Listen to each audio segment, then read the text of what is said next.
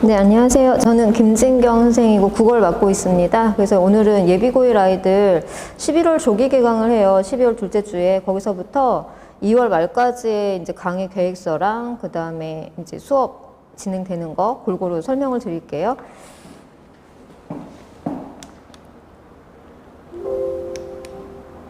네. 그래서 지금 여기서 보시는 것처럼 예비고1 지금 11월부터 2월까지 요 과정이 굉장히 중요한 과정이에요. 그래서 저 같은 경우에는 예비고1의 그 과정 몇 개월을 어떻게 거치냐에 따라서 3년의 국어가 좌우된다고 저는 생각을 하거든요. 그래서 왜 그러냐면 준비가 된 아이들이 가서 하는 것과 준비가 안 된 상태에서 맞닥뜨려서 시험을 보는 거는 굉장히 큰 차이거든요. 그래서 1학년 때 이제 아이들이 1학기 때 이제 시험을 2번 치러보고 2학기 때 그래도 힘을 내서 하다가 거의 성적이 계속 안 나온다 그러면 그냥 국어를 놔버려요. 그러면 이게 수능까지도 영향이 가는 거라서 굉장히 철저한 대비가 필요하다고 저는 생각을 합니다.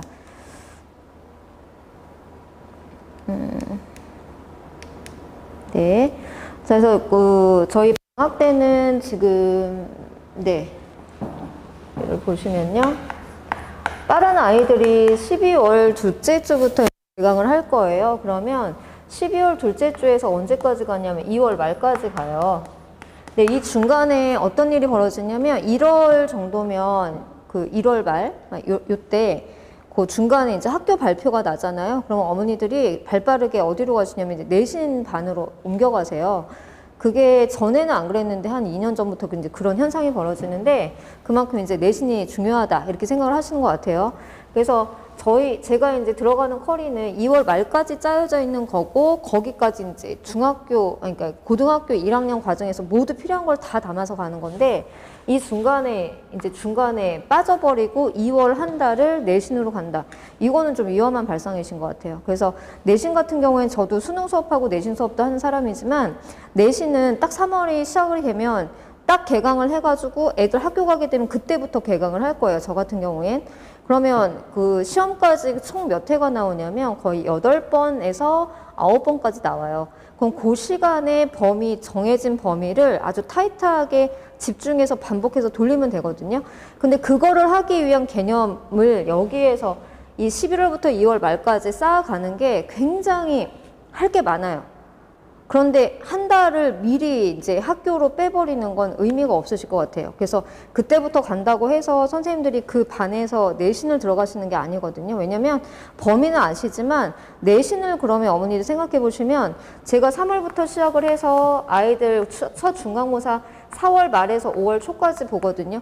그러면 이것만 해도 8회예요. 그럼 그 2달 가까이 이제 내신을 준비하는 건데 그거를 2월부터 이제 시작을 한다는 거는 너무 길죠. 그 다음에 선생님하고 이제 좀 이렇게 맞춰야 된다라고 생각을 하셔가지고 가시는데, 그거는 저는 작년에도 이제 받고 그 전에도 이제 받지만 별 효과를 거두진 못했어요. 그래서 아이들이 중간에 빠져나가면서도 저 선생님하고 2월 말까지 하고 싶은데 왜 가라는지 모르겠다. 근데 갔는데 이미 저희가 한 걸 반복해서 하고 있는 거죠. 그러니까 좀 시간 낭비일 테니까 2월 말까지 제가 탄탄하게 데리고 가는 커리를 말씀드릴 테니 거기까지 생각하시고 가셔야 합니다.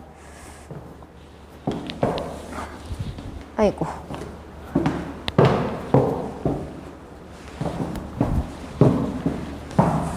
네. 그래서 11월에서 2월 말까지 가는데 여기서 지금 문법이 들어왔는데요. 11월 시작하면서 저는 문법 먼저 시작을 할 거예요. 문법이 총 몇 회로 끝나냐면 좀 디테일하게 아주 자세하게 가거든요. 그래서 8회 정도로 끝나고요. 그 다음에 고전시가, 요 뒷파트에 보면 이제 제가 고전시가를 할 텐데 아이들이 가장 어려워하는 게 문법하고 고전시가 파트거든요. 그래서 이거 먼저 11월 개강하면서 시작을 할 거예요. 고전시가도 이 내용 자체는 한 5회 정도면 끝나요. 그런데 얘네가 그럼 생각을 해보시면 저희가 2월 말까지인데 중간에 끊긴단 말이에요. 그럼 이거 맨 처음에 했는데 선생님 2월 말까지 가면 이거 잊어먹지 않냐. 그래서 일찍 하는 이유가 있어요. 문법하고 고전시가 먼저 해놓고 얘를 어디까지 끌고 가냐면 2월 말까지 끌고 가요. 그래서 고전시가 같은 경우에는 중요한 게 뭐냐면 제가 지금 아이들 1학년 2학기 때 시험 범위가 뭐냐면 고전문학 파트예요. 지금 그 중간고사에 본 아이들도 있고 안 봤으면 기말고사에 보거든요. 근데 애들이 거기서부터 굉장히 어려워요. 훈민정음 이런 거보다 더 어려워하는 게 고전시가, 고전문학이 나오는데요. 굉장히 어렵게 내는 학교들은 요즘 추세가 다 어렵게 내지만 뭐 옛날 그 고대가요부터 시작해갖고 향가, 고려가요, 그 다음에 시조, 뭐 가사까지 돼요. 그러니까 전 범위를 다 훑는 건데 거기서 기본이 돼야 되는 건 뭐냐면 학교에서는 야, 이 용어는 어떻게 해석하고 이거는 외워야 돼 이렇게 뭐 어휘에 대해서는 절대 설명을 안 해주시죠. 그냥 작품만 가지고 하니까 저희가 여기 하는 건 어휘를 들어갈 거예요. 고전시가에서 쓰이는 어휘들이 있어요. 한 100개 정도인데 그거를 외우게 하면서 이게 나오면 작품을 이렇게 대입해서 해석을 해야 돼. 작품 해석하는 방법을 어휘를 개념을 외워서 이렇게 대입시켜서 보여주는 거거든요. 이게 되어 있으면 어떤 작품이 들어와도 이 아이는 모든 작품을 거의 다 해독할 수가 있어요. 그런데 지금 2학기 때 지금 제가 시험 대비하면서 이제 아이들이 너무 어려워. 이제 손 놓는 아이들이 제가 물어봐요. 너 예비고일 때 겨울방학 때 뭐 했어?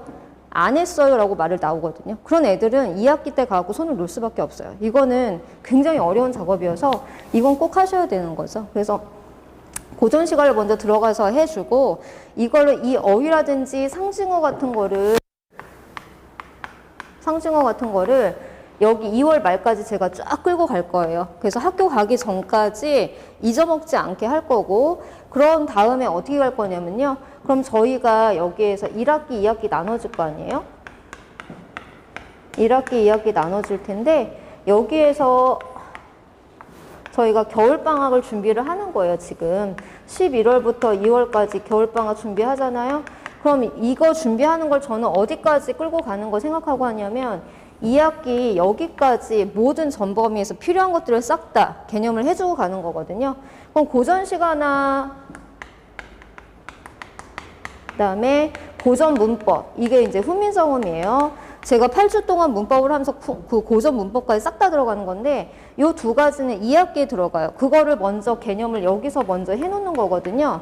그러면 어차피 애들이 개학해서 1학기를 지나면 이거 잊어먹잖아요. 그럼 중간에 저희한테 뭐가 있냐면 여름방학이 여기에 들어와요. 그럼 여름방학 때 여기서 한 걸 다시 한번 복습을 해주고 그 다음에 2학기를 들어가는 거예요. 그러니까 얘네들은 다른 애들에 비해서 2번이나 하고 2학기를 맞이하게 되는 거죠. 그러니까 한 번도 안 하고 내신 들어오는 애들과 2번 정도 하고 들어오는 아이들은 굉장히 큰 차이고요. 학교에서 요즘에 이제 결정하시기 위해서 외부 작품을 굉장히 많이 넣으세요. 1학기에는 거의 외부 작품 많이 안 넣으세요. 왜냐하면 아이들한테 꿈과 희망을 줘야 되기 때문에 할 수 있어 이런 거. 근데 2학기에는 본격적으로 이제 본색을 드러내세요. 등급을 결정을 해야 되기 때문에 그게 판가름 나는 게 저희가 해놓은 게 판가름 나는 게 여기 2학기에서 이제 판가름이 날 거예요. 그래서 어머니들이 막 거의 울상으로 오시거든요. 이거 어떻게 하면 좋냐. 근데 그거는 시간 싸움인 거죠. 이걸 했냐 안 했냐. 그죠? 좀 더 해놓냐 안 해놓냐 이 차이기 때문에 그때 가서 달달 외운다고 되는 게 아니에요. 고등학교 내신은 그렇거든요. 중학교 내신은 여기 정해진 것만 하면 되겠지만 고등학교 내신은 정해진 범위에서 이만큼을 더 해야 이게 나오는 거기 때문에 내 학기 중에는 절대 시간이 안 나와요. 왜냐하면 내신하기도 바쁘거든요. 그러니까 개념들은 여름방학에 그다음에 겨울방학에 이 두 개를 탄탄하게 만들어 놓고 이제 성적을 만드는 거예요. 그래서 저 같은 경우에 이제 이렇게 준비하고 목표는 뭐냐면 저희가 이렇게 갔잖아요. 해놓고 바로 3월이 되는데 3월 달에 들어가면서 시험을 2개를 보게 돼요. 첫 번째가 이제 3월 가장 먼저 보는 게 3월 모의고사잖아요.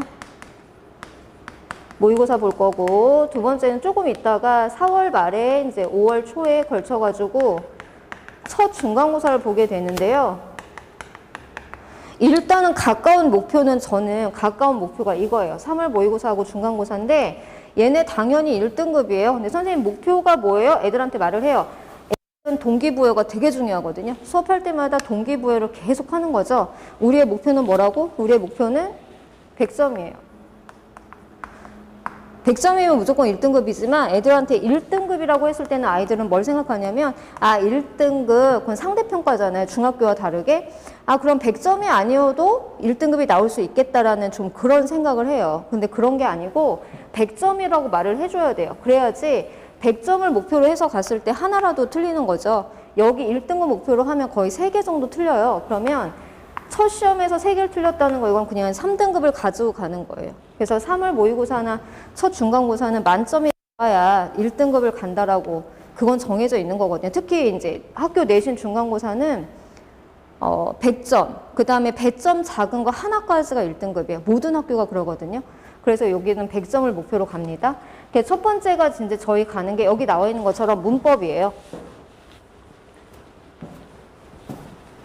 그래서 문법을 먼저 지금 말씀드린 것처럼 11월에 먼저 시작을 하고 여기까지 2월 말까지 개념 잊어먹지 않게 테스트와 숙제로 계속 반복을 해줄 거예요. 그런데 이 문법에는 뭐가 들어가냐면요. 선별된 문제가 이제 단계적으로 제시가 될 건데요. 학교 동종 출판사 문제에다가 얘네 학교가 이제 뭐 학교 어디 배정받을지 모르겠지만 이게 1학년에서 들어간 출판사에 모든 한 5개, 6개의 출판사의 문제를 싹 다 줄 거예요. 계속 풀릴 거거든요. 그 다음에 타 출판사, 그 다음에 수능 기출까지. 얘네들 1학년이지만 이제 예비고1이지만 문법은 수능 기출, 교육청 기출까지 모의고사 문제까지 싹 다 넣어서 풀릴 거예요. 그렇게 하고 여기 말한 것처럼 2월 말까지 문제로 계속 반복하고 1학기 중간고사에 들어가면 이렇게 해서 2월 말까지 문법 했잖아요. 1학기 중간고사가 바로 문법이에요. 저희 배움 파트거든요. 그럼 아이들이 이게 끊이지 않고 쭉 가는 거잖아요. 그럼 딱 내신 들어갔을 때 저 이거 풀어봤던 문제예요. 방학 때 풀어봤던 문제예요. 테스트를 볼 거고 계속해서 반복해서 했던 그 문제를 보게 될 거예요.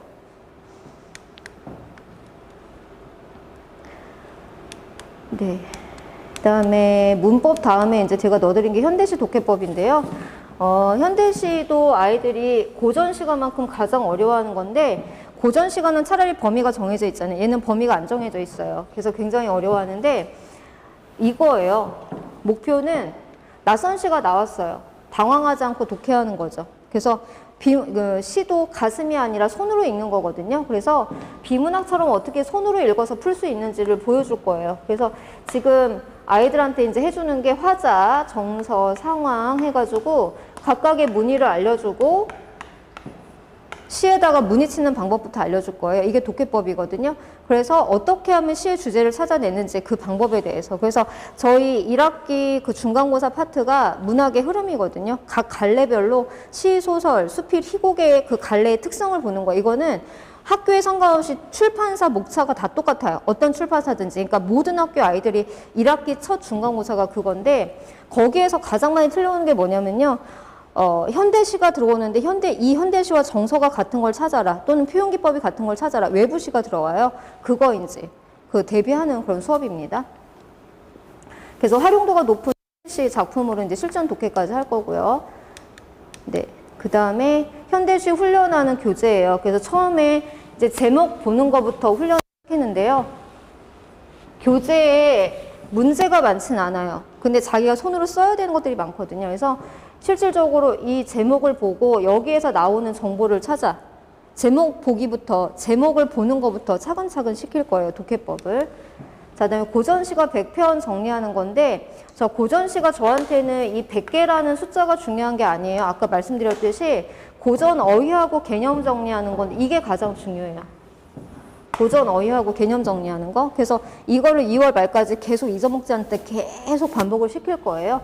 그래서 목표는 정말로 고전시로 고전하지 않는 거. 애들이 굉장히 힘들어해요. 고등학교 와갖고. 그래서 그거를 계속 반복을 시켜서 2학기 내신까지 준비를 시킬 겁니다. 자, 그 다음에 제가 또 중요시하는 수업이 이거예요. 문학 개념 정리인데요. 이 문학 개념 정리 수업은 매 방학마다 제 수업에 이제 수능 수업 들어오게 되면 매 방학마다 듣게 되는 수업이고 여기서는 겨울방학에 이제 겨울방학을 통해서 시하고 소설, 시문학하고 산문문학, 소설문학에 들어가는 개념을 일단 다 정리를 할 거예요. 100개, 80개 정도 되는데 이걸 하고 여름방학에 다시 한번 정리를 해요. 왜냐면 이거는 직결되는 거예요. 수능이나 내신이나 선생님들 이중선지 만드세요. 이렇게. 이중선지 만들었을 때 이 인과관계를 알고 푸느냐 아니면 그냥 느낌으로 찍느냐 이게 1, 2등급을 결정하는 판가름이거든요. 그걸 위해서 문학 개념 정리 굉장히 하고 갈 겁니다. 네. 네. 자, 그 다음에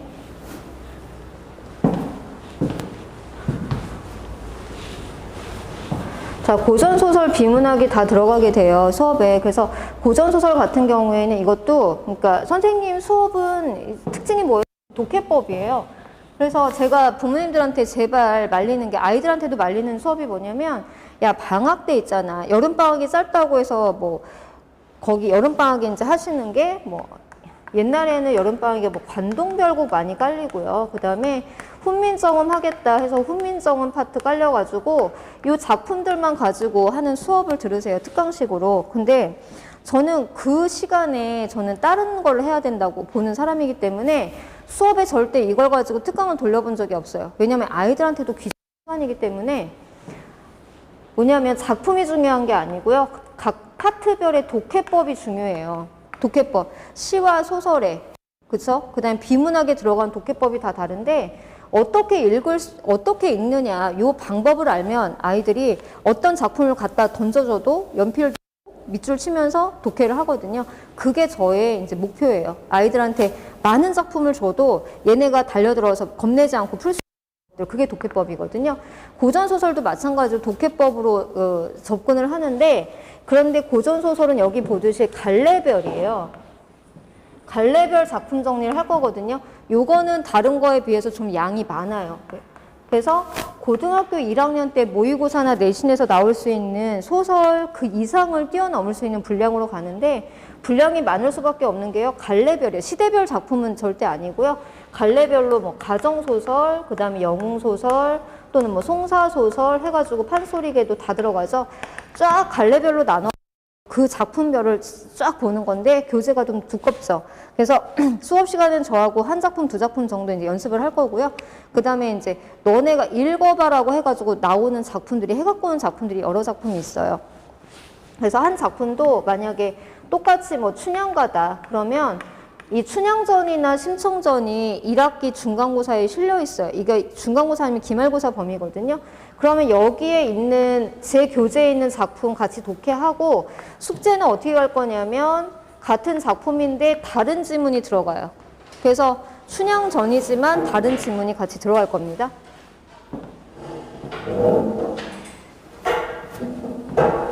자, 그 다음에 제가 고전소설을 많이 읽히는 그 이유 중에 하나가 저희 앞에서 고전어휘 했잖아요. 고전시가 고전어휘 들어가는데 이 소설도 마찬가지로 어휘가 관건이거든요. 그래서 어휘를 몰라갖고 애들이 해석이 안 돼서 읽지 못하는 게 소설인데 저희가 고전어휘에서 어휘 외웠잖아요. 그리고 소설에서 이제 읽어가면서 거의 비슷하게 들어오는 어휘가 있어요.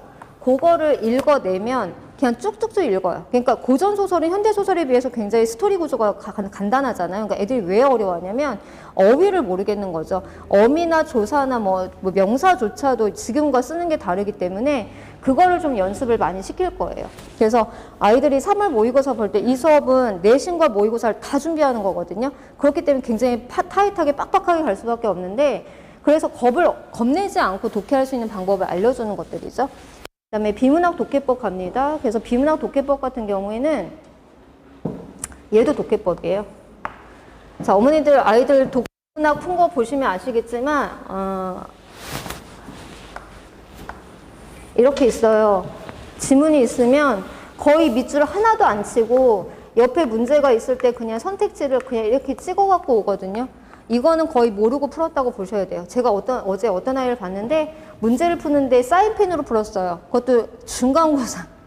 내신 시험을 사인펜으로 풀었어요. 그냥 포기했다는 얘기예요. 그래서 내가 너 왜 사인펜으로 풀었니? 그러니까 어차피 답안 체크할 때 이렇게 바꿔야 되는데 샤프 쓰다가 그거 바꾸는 시간이 아까워서요. 아까운 게 아니고 귀찮은 거거든요. 모의고사도 그렇게 풀었어요. 그래서 사인펜으로 풀면 여기다 밑줄 칠 수가 없죠. 왜냐하면 얘가 안 보이니까. 밑줄 안 치고 그냥 이렇게 보고 있다가 답만 체크. 이거는 그냥 거의 반타작이라고 보셔야 돼요. 그래서 아이들 시험지만 가져와도 성적이 나오거든요. 연필을 들고 밑줄 쳐가면서 선택지도 어떻게 보는 거냐면 이렇게 끊어가면서 보는 거예요. 선택지를 3번, 4번 끊어야 돼요. 왜냐하면 조건이 많이 달리는 거기 때문에 이렇게 X 표시하면서 가야 되거든요. 이거 먼저 가르쳐요.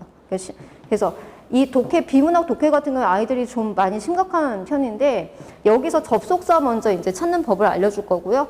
접속사가 그러나가 있으면 애들한테 말해요. 야, 그러나 앞에가 중요해, 뒤에가 중요해. 이 정도는 알아요. 한국 사람이니까. 그러나 뒤에가 중요하대요. 그러면 그런데 앞에다가 밑줄을 쳐놨죠. 안 돼요. 그러나 뒤에다가 밑줄 쳐야죠. 밑줄 치는 방법, 그냥 체크하는 방법까지 싹 다 들어가는 게 비문학 독해법이에요. 자, 그 다음에 네. 어휘가 이제 저희가 어휘가 2개가 들어가는데요.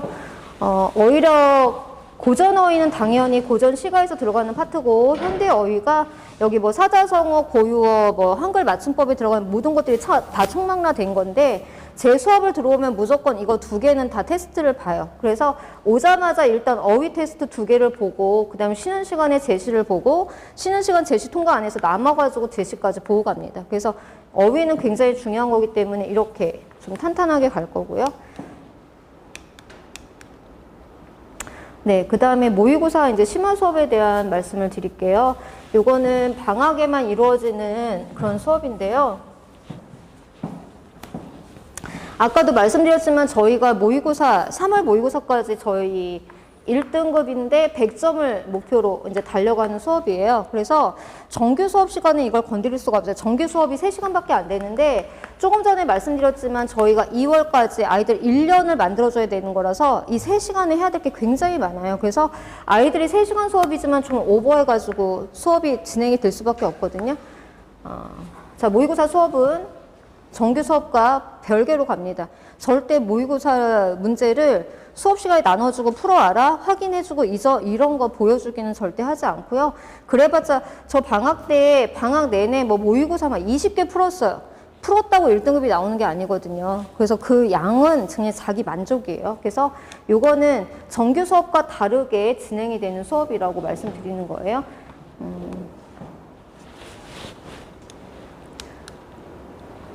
여기 보시면, 자, 저희 모의고사는 어떻게 들어올 거냐면요. 아이들이 80분 동안 문제를 풀어요. 그죠? 이게 이제 모의고사잖아요. 그러면 국어 보는 시간이 몇 시부터냐면 아침 8시 40분에서 10시까지예요. 굉장히 이제 부담스러운 시간이죠. 그런데 문제는 시간이 부족하다는 거예요. 시간만 넉넉하면 누구나 다 1등급 받을 수 있는 게 모의고사, 국어거든요. 그런데 이 80분 내에 어떻게 푸느냐 이게 연습이 돼야 되고요. 자기가 뭐에 강하고 뭐가 약한지 어떤 유형에 강한지를 봐가면서 이걸 훈련을 시키는 건데 방학 때 어떻게 하냐면 요 시간에 모의고사가 시작되는 요 시간에 아이들 불러가지고 동일하게 모의고사를 풀리는 거예요. 그래서 이 시간을 어려워하는 아이들이 있어서 10시 타임도 깔아놓고요. 전에는 절대 타협을 안 해줬는데 너무 힘들어 하더라고요. 그래서 뭐 9시에 들어올 수 있는 반, 10시에 들어올 수 있는 반을 좀 이렇게 세분화해서 해놨어요. 그래서 일주일에 20건만 운영을 하는 거고 아침에 8시 40분 여기 맞춰서 모의고사 동일 시간과 맞춰서 시작을 하고 밑으로 한 3타임 정도가 깔릴 건데 이 문제는 뭐냐면 많은 인원을 받을 수가 없어요. 그래서 제가 직접 클리닉이 들어가는 거거든요. 그래서 아이들이 오자마자 시험지를 동일하게 배부를 하고 80분 동안 정확하게 답안지 마킹까지 이제 하게 하는 거예요. 그 다음에 1차로 해설지를 줘요. 그래서 해설지와 좀 이따 보여드리겠지만 분석표라는 게 있는데 이 분석표가 굉장히 중요해요. 그래서 아이가 어떤 유형을 틀렸는지를 분석하는 건데요. 자, 1차 해설지 주고 채점을 하게 하죠. 그 다음에 분석표에다가 자기가 틀린 것만 이렇게 체크를 하게 해요. 그 다음에 해설지를 수거합니다. 걷어버려요. 그러고 아이한테 이제 1차 오답을 시켜요. 네가 오답해. 그럼 아이들이 굉장히 황당해하는 게 저 선생님 뭐 하는 거지? 막 이런 표정을 저를 보거든요. 해설지가 없이 어떻게 오답을 하나요? 오답은 해설지 없이 하는 거야. 하고 일단은 자기가 맞은 건 애들이 오답을 안 해요. 틀린 거에서 이제 갠신히 답을 찾아갖고 와요. 그럼 앞에다 앉혀놓고 자, 네가 5번을 틀렸어. 자, 1번이 답인데 너는 4번이라고 했거든. 요 답은 안 알려주고요. 1번이 답인데 4번이라 했어요. 그럼 몇 번으로 했니? 그러면 답을 찾아올 수도 있고 또 오답이 될 수도 있어요. 그러면 자, 그럼 그건 맞았어 해놓고 틀린 거에 대해서는 설명 안 들어가요. 자, 또 틀렸어. 다시 해갖고 와. 그래서 1차에서 일단 맞은 것들에 대한 근거를 잡았는지를 확인하고 다시 돌려보내요. 2차 오답을 하죠.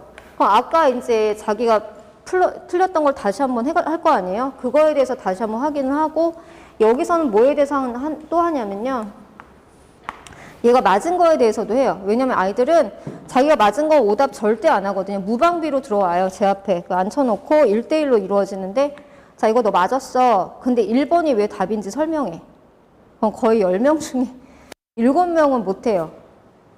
왜냐면 찍은 거거든요. 1번하고 자, 국어의 딜레마 아시죠? 1번하고 2번하고 두 개 헷갈려요. 2번 찍어낸 답이 1번이에요. 저는 항상 이래요. 내 인생은 왜 이럴까? 이렇게까지 얘기를 하거든요. 근데 너만 그런 게 아니야. 나도 그래. 라고 말을 해주는데 왜 그럴까요? 몰라서 찍어서 그래요. 근거를 잡고 이걸 풀었다라면 절대 둘 중에 하나 혼돈스러울 때 절대 헷갈리지 않았겠죠. 그치?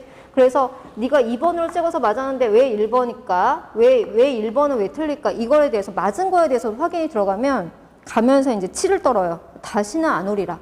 다음 주에 또 와요. 왜냐면 좋은 거 알거든요. 아, 저렇게 하면 등급이 올라갈 거 알거든요. 그러니까 어떤 애들은 일주일에 지방에서 오는 아이들은 일주일에 뭐 두세 번씩, 막 세 번씩, 네 번씩 들어오는 아이들도 많아요. 왜냐면 타이트하게 하고 그게 효과가 있다는 거 알기 때문에 이게 모의고사 수업이에요.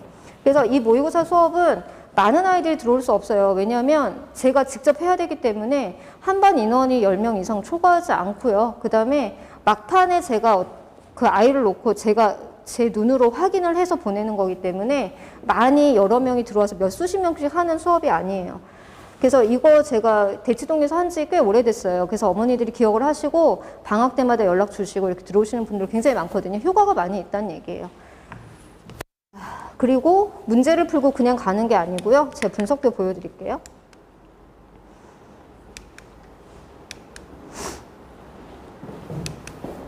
이게 분석표예요. 지금 여기서는 화법정문 문법만 나왔는데 이게 이제 다른 문학하고 비문학이라고 해도 마찬가지거든요. 이렇게 들어와요. 그래서 분석표가 이렇게 있으면 아이들한테 주고 자 여기 번호에다가 자 동그라미 치지 마라. 분석표는 뭐냐면 네가 틀린 걸 보는 거예요. 너 틀린 거만 이렇게 체크를 해. 했는데 자 얘가 정답인데 네가 오답을 몇 번을 했는지 오답까지 체크를 하자라고 이제 해요. 그러면 분석표가 한 2개 정도 모이잖아요. 얘의 약점 유형이 정확하게 나와요. 그래서 예를 들면 보기 문제만 틀리는 녀석들 이게 적용 문제예요. 그다음에 문학에서 보기하고 연관돼서 보기 문제만 틀리는 여실히 이거만 틀려요. 내용 일치만 틀리는 애들 막 별의별 아이들 다 있는데 되게 신기한 건 분석표를 쓰면 걔 약점만 틀리고 있어요. 그러면 어떻게 하는 거냐면 집에 갈 때 그냥 보내는 게 아니에요. 얘가 내용일치 문제만 틀리고 있다 그러면 내용일치 문제만 한 50문제가 정도가 나가요. 개별과제예요. 개별과제는 똑같은 모의고사를 풀어도 개별과제는 다 다르게 나가면 그 아이한테 맞춰갖고요. 그래서 50문제인데 생각을 해보시면 문제가 50개면 지문이 몇 개냐? 50개예요. 지문 하나에서 이 문제, 얘가 약한 유형만 딱 띄어서 가는 거거든요. 그 애들이 50문제 개꿀 막 이러면서 가요. 몇 개 안 되거든요.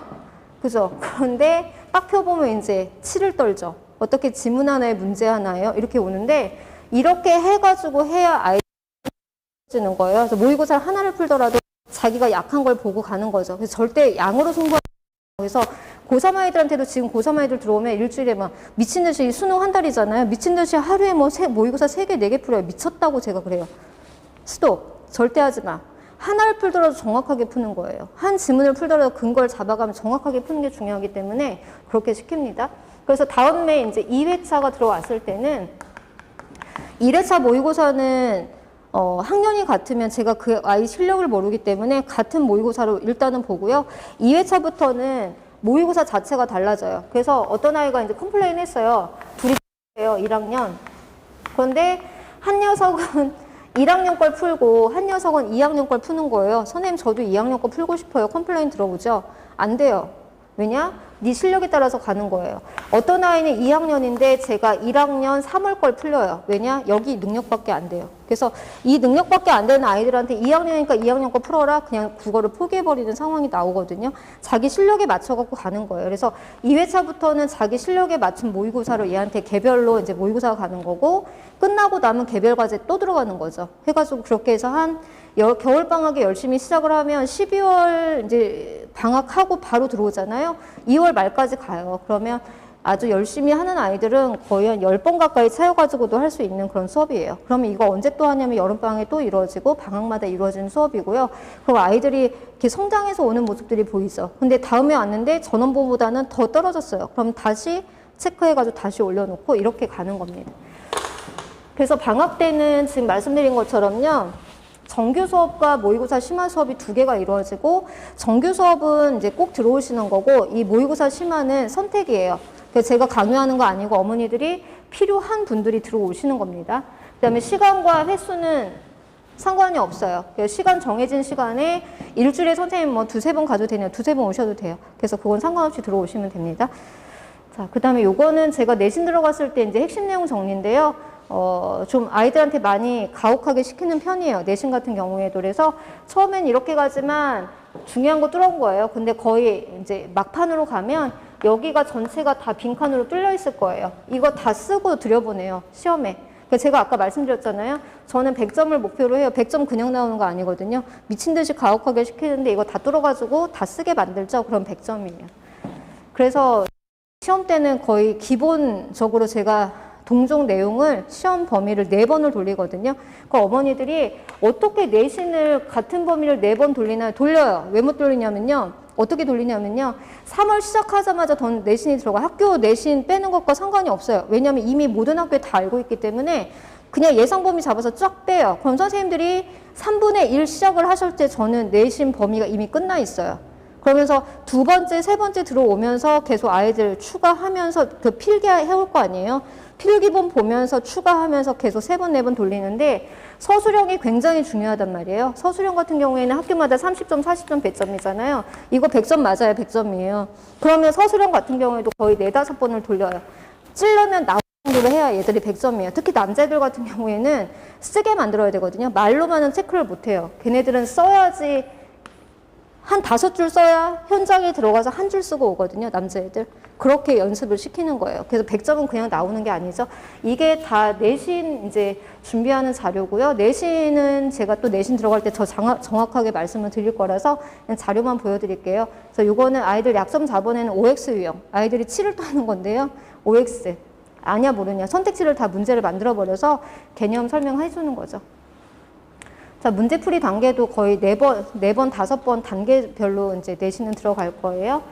그 다음에 수업 구성은 이제 3시간인데요. 저기 플러스 알파 해놓은 것처럼 3시간 만에 끝나지 않아요. 그래서 뒤에 플러스 한 30분, 40분은 더 할 수 있다. 왜냐하면 제시가 있고, 그 다음에 숙제 검사하고 숙제가 완료가 안 되면 남아서 이제 확인해야 되고 막 이런 시간들이 있거든요. 그러니까 좀 요거는 그렇게 생각을 하시면 되고요. 그 다음에 저희 방학 때 수업 시간표는 예비고일은 월요일, 목요일이 11월 둘째 주에 이제 먼저 미리 선 오픈을 하고, 그 다음에 토요일날, 일요일날 주말 수업 들어오는 건 12월에 이제 다른 학년 아이들이 기말이 끝나고 났을 때 그 시점에서 주말 수업이 될 겁니다. 그 다음에 모의고사는 화목금 9시, 10시, 11시 타임을 다 깔아가지고 여기에 들어오시면 돼요. 자, 그래서 이렇게 해서 11월부터 2월까지 탄탄하게 데리고 갈 겁니다. 자, 들어주셔서 감사합니다.